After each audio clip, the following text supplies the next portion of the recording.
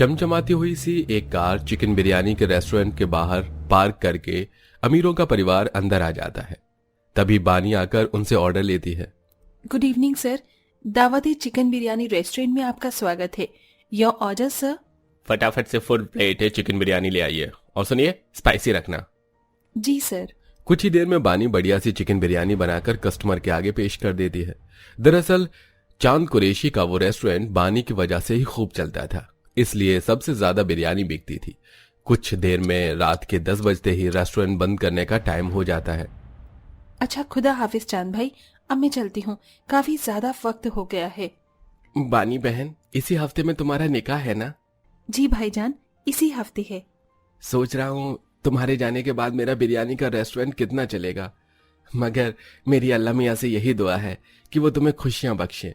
वैसे क्या करते हैं ससुराल वाले, अपना घर मकान कारोबार तो है ना? ये सुनते ही बानी दुखी लफ्जों में से बोलती है। नहीं भाईजान, मेरे ससुराल वाले बड़े सादे लोग हैं, और फिर गरीब घराने की लड़कियों से भला कोई अमीर क्यों रिश्ता जोड़ना चाहेगा। आप तो मेरे घर की परिस्थितियों से रूबरू हैं। आपके यहाँ नौकरी करके ही मैं अब तक अपने परिवार का खर्चा चला रही थी, लेकिन अब बाबा की इच्छा है कि मेरे हाथ पीले कर दें। अरे कोई नहीं बहने, एक दिन तो लड़कियों को अपने ससुराल जाना ही पड़ता है। बानी मध्यम वर्गीय परिवार की बेटी थी। घर में तंगी भरे हालातों के चलते चिकन बिरयानी के रेस्टोरेंट में काम करती थी, लेकिन अपने मायके में उसे खाने पीने का दुख नहीं उठाना पड़ा था। लेकिन जिस घर परिवार में उसका रिश्ता लगा था वो बहुत ही गरीब तबके के लोग थे, जिसमें घर के मुखिया घनश्याम दास, पत्नी गोमती, बड़ी बहू, बेटे, पोता, पोती, बेटी, कुल मिलाकर सभी 8 सदस्य थे। अरे मिथिलेश, पंकज, क्या कर रहे हो तुम दोनों? भाई मैं तो तुम दोनों भाइयों को बोल बोल कर थक गया हूँ। देखो तो मकान की हालत कैसी उजड़ी चमन सी हुई पड़ी है। अरे थोड़ा पेंट तो करवा देते, कम से कम घर में नई बहू आ रही है। माँ कहां से लाएं अब मकान पेंट करवाने के पैसे? तुम्हें सब पता तो है, कर्जे के दम पर तो मिथिलेश की शादी करवा रहे हैं। काम धंधे का भी वही हाल है। अभी हलवाइयों को देने के लिए ही पैसे कम पड़ रहे हैं, खाने का इंतजाम भी तो देखना है। खाने की बात आते ही सपना पारस दोनों खुश होकर पूछती हैं। पापा पापा, चाचू की शादी में क्या क्या बनने वाला है? मुझको तो चिकन बिरयानी खानी है। चिकन बिरयानी का नाम सुनते ही गरीब ससुराल वालों के चेहरे पर एक अरमान सा जग जाता है, क्योंकि गरीब भरी जिंदगी में आज तक परिवार ने कभी चिकन बिरयानी नहीं खाई थी। तभी पंकज मायूसी से कहता है, बच्चों, चाचू की शादी में चिकन बिरयानी नहीं बनेगा, केवल पूरी सब्जी ही बनेगी। ये सुनकर दोनों मुंह लटका लेते हैं और नन्ही सी सपना डबडबाई आंखों से बोलती है, पर पिताजी, दादी ने तो कहा था कि चाचू की शादी में चिकन बिरयानी बनवाने को। आप सब झूठ बोलते हो हमसे। वो तो मैंने दिल रखने के लिए बोल दिया, मगर इन दोनों को अभी तक याद है। हाय जाने हमारे घर के गरीब हालात ईश्वर कब दूर करेगा। बोलते बोलते गोमती की बूढ़ी आंखों से आंसू बरसने लगते हैं तो बहू अनीता समझाती है, ये क्या माँ जी, ऐसी खुशियों भरी शुभ घड़ी में आप रो रही हैं? बड़ी मुद्दतों के बाद तो हम गरीबों के घर थोड़ी खुशियां चल कर आई हैं। खुश रहिए आप सब। सबके सब अपने चेहरे पर मुस्कान ले आते हैं और कुछ ही लोगों की बारात ले जाकर बानी को बहू बनाकर ले आते हैं, जहां पूरा का पूरा गरीब ससुराल खुशियों भरे दिल से नई दुल्हन का स्वागत करते हैं और जेठानी अनीता आरती उतारती है। आओ प्यारी देवरानी जी, हमारे इस छोटे से घर संसार में आपका भी स्वागत है। बानी अपनी जेठानी का आदर देते हुए उसके पांव छूती है। अरे अरे देवरानी जी, ये क्या कर रही हो? अपनी देवरानी को आशीर्वाद नहीं देंगे दीदी? भगवान तुम्हें सारी खुशियां दे देवरानी जी, तुम्हारे चेहरे की मुस्कान ऐसे ही बनी रहे। दोनों देवरानी जेठानी के बीच प्यार देखकर सास बलाएं लेकर बोलती है, भगवान तुम दोनों बहू के बीच ऐसे ही प्रेम बनाए रखे। भगवान का शुक्र गुजार करती हूँ जो उसने मुझे ज्यादा धन दौलत भले ही नहीं दी, लेकिन खुशहाल परिवार दिया है। बहू तुझसे कुछ छिपा नहीं है, केवल यही 2 कमरों का मकान है हमारे पास। ये भी पुरखों की देन है, अब तुझे इसी में ही गृहस्थी बसानी है। माँ जी, मैं तो खुश हूँ जो भगवान ने मुझे तोहफे में इतना भरा पूरा परिवार दिया है, जहाँ माता पिता, बहन जैसी ननंद, जेठानी और जेठ के रूप में बड़े भाई मिले हैं। मुझे और क्या चाहिए? बानी अपनी ससुराल की गरीबी को देखकर भी कोई गिला शिकवा नहीं जताती। सब सो जाते हैं। अगले दिन वो सुशील बहू की तरह सबसे पहले उठकर सब काम कर लेती है। इतनी देर में पूरा परिवार जाग जाता है। तब वो अपनी सास के पास आकर पूछती है, माँ जी, आप मुझे बता दीजिए, आप सब पहली रसोई में क्या खाएंगे? तभी सपना पारस झट से बोलते हैं।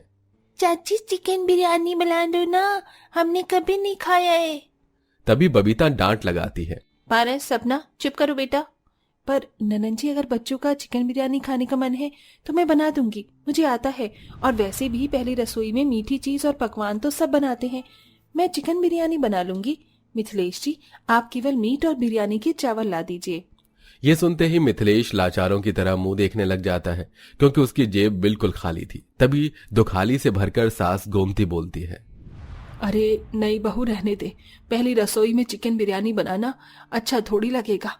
ऐसा करो, तुम आटे का हलवा बनाकर पहले चूल्हा पूजन कर दो, फिर सबके लिए रोटी सब्जी बन जाएगी। जी माँ जी। बानी अपनी गरीब जेठानी के संग में रसोई में आती है। जेठानी जी, क्या हमारे ससुराल में कोई चिकन बिरयानी नहीं खाता है? क्या जो माँ जी ने बनाने से मना कर दिया? चिकन बिरयानी का नाम सुनते ही अनीता का दिल खाने के लिए तरसने लगता है और वो भरी आंखों से दुख जताकर बोलती है। ऐसी बात नहीं है देवरानी जी, लेकिन इस घनघोर गरीबी में हमारे पतियों के लिए हम सबका पेट भरवाना ही हर दिन के लिए चुनौती है। तुम ही बताओ, ऐसे में हम गरीब ससुराल वाले चिकन बिरयानी कहाँ से खाएंगे? पता चले अगर एक दिन हम चिकन बिरयानी खा भी लें तो अगले ही 2 दिनों तक दाल रोटी के लिए भी आफत हो जाएगी। हम में से किसी ने भी आज तक चिकन बिरयानी नहीं खाई। यह सुनकर गरीब बहू को अपने ससुराल वालों के लिए बहुत दुख लगता है और सब रूखी सूखी सब्जी रोटी मन मार कर खाते हैं। इस तरह से वक्त गुजरता है। तभी एक दिन घर का अनाज पूरी तरह से खत्म हो जाने की वजह से उस दिन खाना भी नहीं बनता।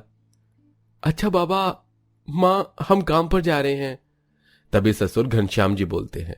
अरे दोनों भाई ऐसे भूखे प्यासे जाओगे, एक आधी रोटी तो खाकर जाओ। अरे बहुओं कहाँ रह गई दोनों, अभी तक न खाना परोसा न रोटी दी। तभी दोनों निराश चेहरा भरा लेके आती हैं और छोटी बहू बोलती है। बाबूजी, घर में अनाज का एक भी दाना नहीं है जो हम खाना बना सकें।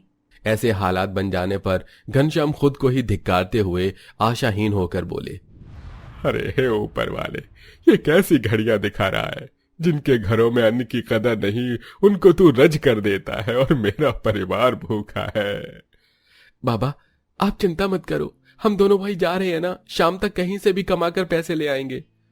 दोनों लेबर चौक पर आकर बैठ जाते हैं, जहां एक रेडी पर गरम गरम चिकन बिरयानी बिक रही थी। उसे देखकर दोनों खाने के लिए ललचा से जाते हैं। इतनी बढ़िया खुशबू आ रही है चिकन बिरयानी की, खाने को जी ललचा रहा है। आखिर बच्चे हो या बड़े, दिल तो सबका बराबर करता है मनपसंद खाने को, लेकिन शायद हम गरीबों का नसीब नमक रोटी के सिवा बिरयानी खाना नहीं लिखा है।